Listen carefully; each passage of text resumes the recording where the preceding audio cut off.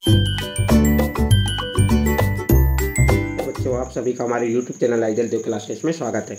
बच्चों, आज हम आपके लिए एडगेट अभ्यास पुस्तिका के अंतर्गत विषय संस्कृत लेकर आए हैं, जो कक्षा 8वीं के लिए है। और इस एडगेट अभ्यास पुस्तिका को मध्य प्रदेश राज्य शिक्षा केंद्र भोपाल द्वारा वर्ष 2023-24 के लिए बनाया गया है।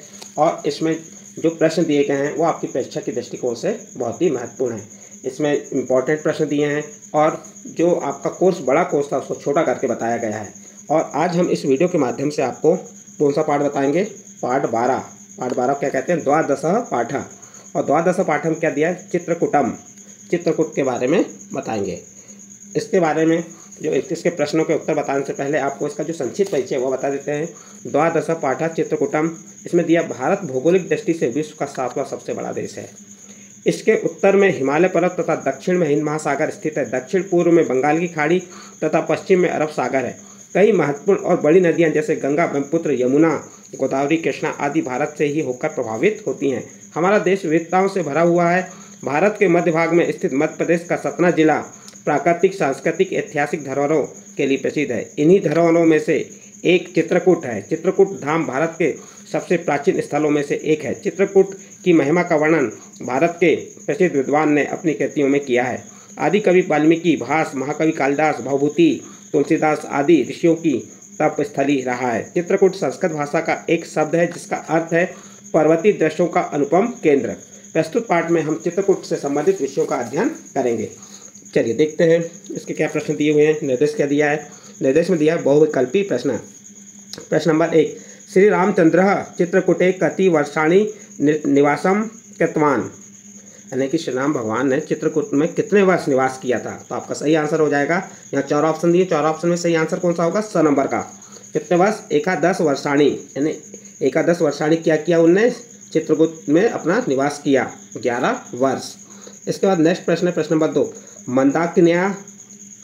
मंदाकिन्याः तटे अस्ति, जो मंदाकिनी किसके तट पर स्थित है? तो आपका सही आंसर आ जाएगा अ नंबर, रामघटः।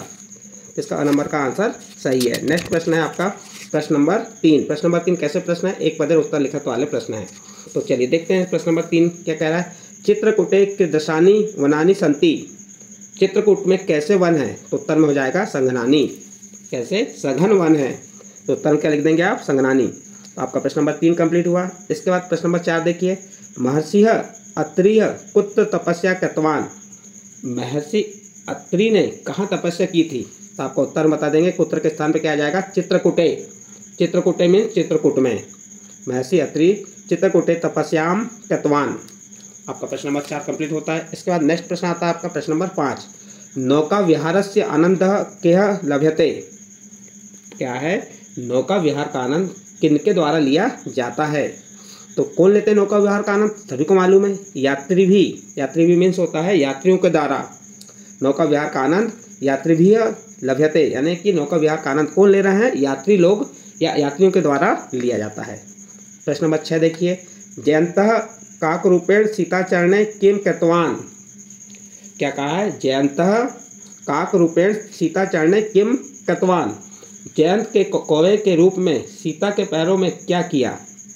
जयंत के कौवे के रूप में सीता के पैरों में क्या किया? तो आप चौचू प्रहार, क्या किया उसने? चोट से प्रहार किया। इसका नेक्स्ट प्रश्न आएगा और ये कैसे प्रश्न रहेंगे आपके? एक वाक्य में उत्तर लिखने वाले प्रश्न रहेंगे। प्रश्न नंबर 7, गुप्त गोदावरी स्थलम कुत्र वर्तते, प्रश्न क्या है आपका? गुप्त गोदावरी स्थलम कुत्र वर्तते, गुप्त गोदावरी स्थल कहाँ है? तो आप उत्तर बता देंगे। गुप्त गोदावरी स्थलम चित्रकूटः 5 कोश दूर वर्तते, यानी कि गुप्त गोदावरी स्थल चित्रकूट से 5 कोस दूर है। प्रश्न नंबर 7 कंप्लीट होता है। इसके बाद नेक्स्ट प्रश्न आएगा आपका प्रश्न नंबर 8, सूर्यास्त यावत किम भवति, सूर्योदय से सूर्यास्त तक क्या होता है? तो उत्तर बता देंगे। सूर्यास्त यावत मंत्रोच्चारणे वातावरणम गुजयंती भवति। तो क्या होता है? सूर्योदय से सूर्यास्त तक मंत्र उच्चारण के वातावरण में गुंजित होता है। कामदगिरि स्थलम किमाच्छादितम अस्ति, तो आप उत्तर बता देंगे। प्रश्न क्या था आपका? कामदगिरि स्थल किससे आच्छादित है?